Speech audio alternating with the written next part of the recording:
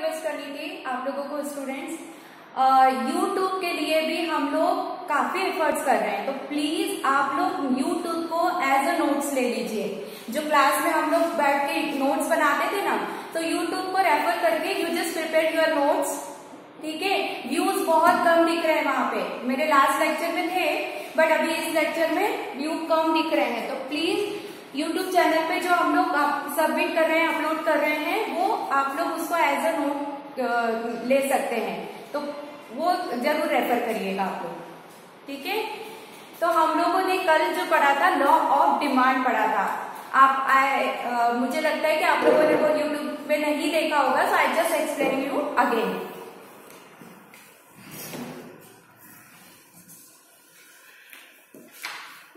Price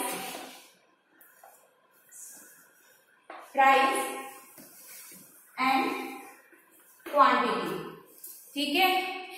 price and quantity का relationship जब inverse होता है, what do you understand by inverse?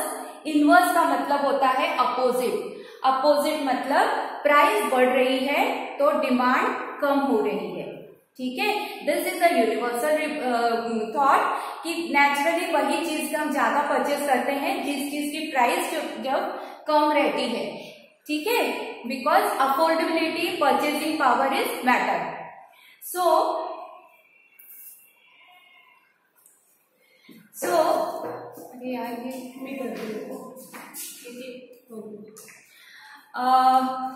Purchasing power के लिए तो लॉ ऑफ डिमांड क्या बोलता है? Other things are constant.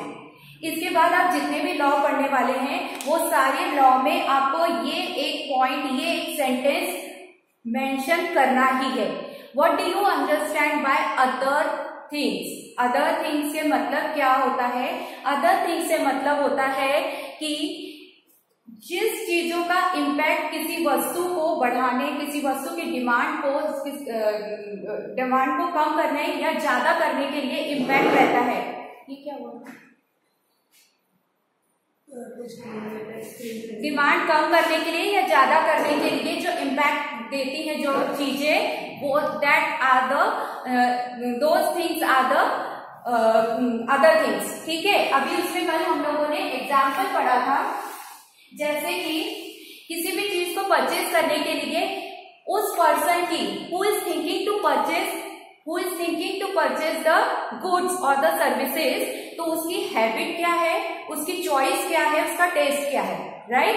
Some people prefer to drink the coffee, some people prefer to drink the chai और टी, सो उसके टेस्ट पे डिपेंड करता है। अब अगर आप केरला में चले जाएंगे तो केरला में most of the people prefer to drink coffee, ठीक है, फिल्टर कॉफी वगैरह वो लोग लेना पसंद करते हैं साउथ साइड में, और हमारे यहाँ पे टी पीना प्रिफर करते हैं। तो इस तरीके से अलग अलग पर्सन्स के अलग अलग टेस्ट और हैबिट्स रहती हैं, तो उस जगह पे उस वस्तु की जो डिमांड है that depends on the taste and habits, ऐसा हमारा जनरल थिंकिंग है।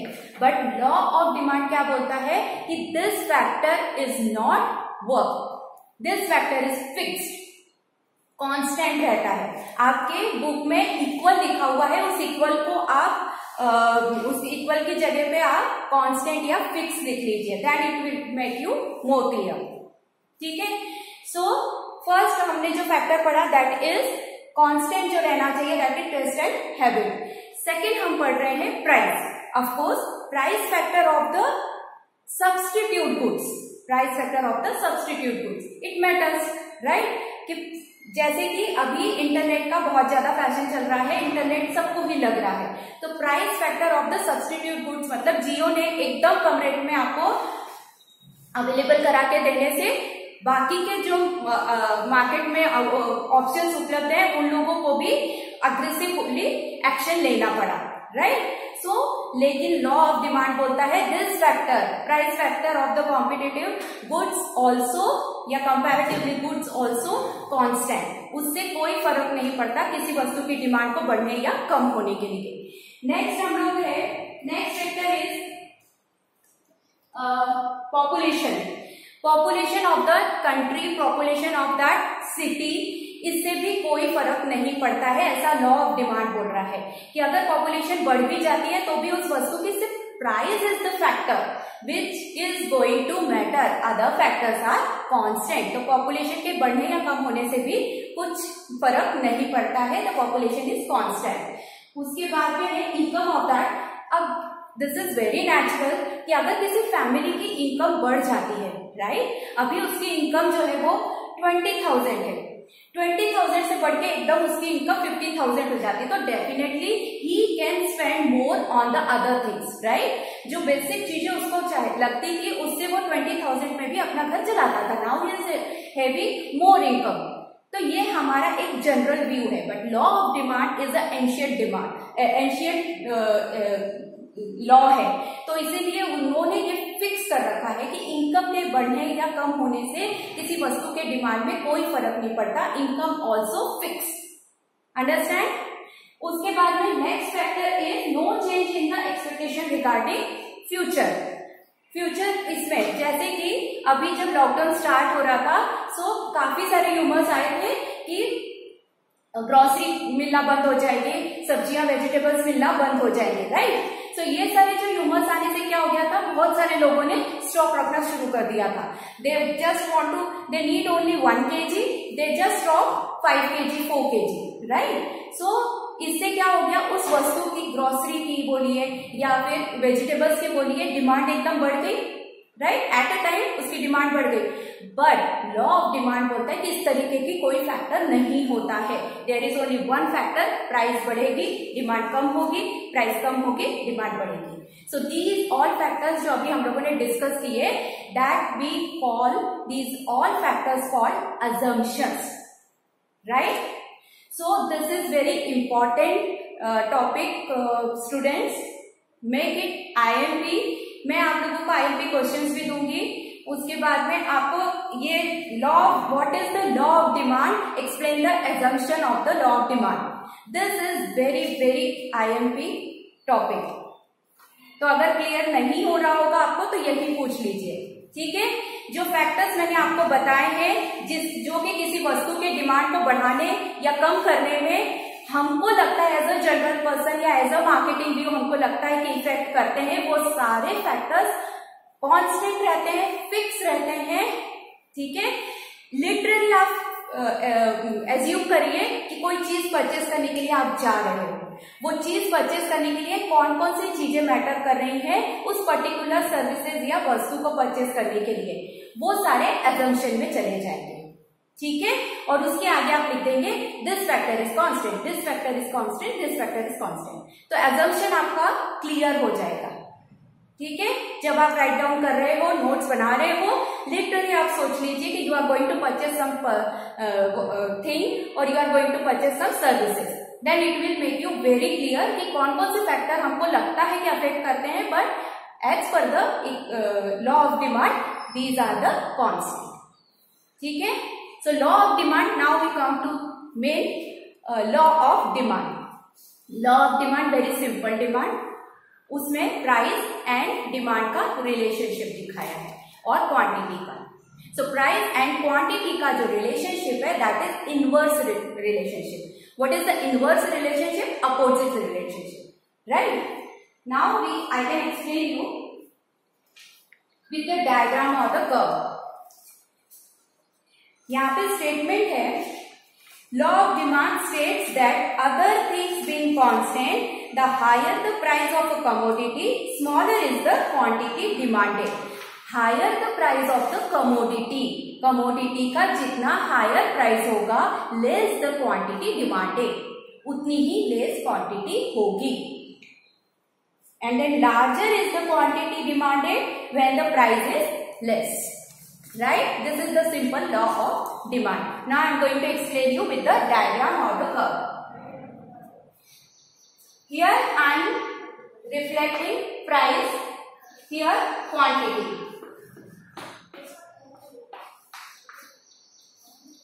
When the price is 10, मैं यहाँ पे प्राइस लिख रही हूँ स्टूडेंट्स। आप में से कोई मुझे सिर्फ एक बार माइक ओपन करके ये बताइएगा, तो मैं समझ जाऊंगी कि आप लोगों को लॉ ऑफ डिमांड समझा है कि नहीं। कि अगर मेरी प्राइस 10 रुपीज है तो मेरी जो डिमांड रहेगी दैट विल बी लोअर और हायर, लोअर रहेगी कि हायर रहेगी, कम रहेगी कि ज्यादा रहेगी? अगर मेरी डिमांड 10 रुपीज है और उसके बाद बढ़ रही है, आप लोगों को समझ में आ रहा है? Hello,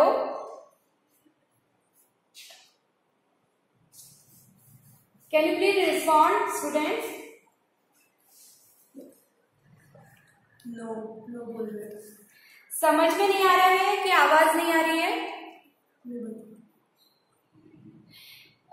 Anika please can you, Anik ना, हाँ, आप अपना माइक ओपन करके बता सकते हैं you are not getting my voice और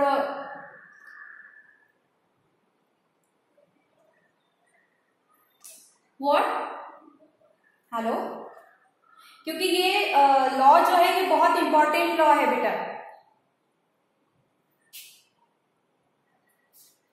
वॉइस क्लियर नहीं है, समझ में नहीं आ रहा है? ओके, चलो मैं एक बार फिर आप लोगों को बता देती हूँ what is the law of demand. Law of demand बोलता है कि if a price of a product or the services has increased, then the demand for that particular product or the services will decrease. They have inverse or the opposite relationship. ठीक है, this is very common, very general law of the market. कि जब कोई वस्तु की demand कम होती है तो इसका मतलब है उसकी प्राइस बढ़ गई है। जब कोई वस्तु की या सर्विसेज की डिमांड ज्यादा होती है तो उसका लॉ बोलता है, लॉ ऑफ डिमांड बोलता है कि उसकी प्राइस जो है वो कम हो गई है। ठीक है, अभी अगर आप लोग परचेस करने के लिए जाते हैं इंटरनेट, तो इंटरनेट में क्या ऑप्शन, बहुत सारे ऑप्शंस रहते हैं। ठीक है, लेकिन हम जियो ही परचेस करते हैं because it is in low rate with the good service, right? तो अगर हम वही परचेस कर रहे हैं तो यही चीज दिमाग में रखना कि हम वो क्यों परचेस कर रहे हैं, क्योंकि उसकी प्राइस कम है और फीचर्स जो है वो सारे सेम है। तो this is called the law of demand. अभी मैं आप लोगों को एक डायग्राम से एक्सप्लेन कर रही हूँ कि जब प्राइस 10 रुपीज है तो क्वांटिटी जो है वो सबसे ज्यादा 4 क्वांटिटी थी। ठीक है, अभी जब प्राइस 10 रुपीज से बढ़ के 20 रुपीज हो गई है, 10 रुपए से प्राइस बढ़ गई है, तो जब प्राइस बढ़ जाएगी तो क्वांटिटी फॉर डिमांड कम हो जाएगी, उस पर्टिकुलर सर्विस और वस्तु की जो डिमांड है वो कम हो जाएगी, राइट? 3 हो गई, 1 से कम हो गई। जब 10 रुपए में 4 लोग वो चीजें परचेस कर रहे थे, वहीं 20 रुपए होने पे वो 3 ही लोग परचेस कर रहे हैं, उसकी डिमांड 1 से कम हो गई है। अभी 20 रुपीज से, ठीक है, 10 थी इनिशियली प्राइस, अब 30 हो गई है। 20 रुपीज से प्राइस और बढ़ गई है, तो 20 रुपीज से बढ़ गई है मतलब 30 रुपीज हो गई है। अभी जो कंज्यूमर है, जो वो गुड्स को परचेस करने वाला है, उसकी परचेसिंग पावर, परचेसिंग कैपेसिटी इतनी नहीं है कि वो एक वस्तु के लिए 30 रुपीज खर्च करे।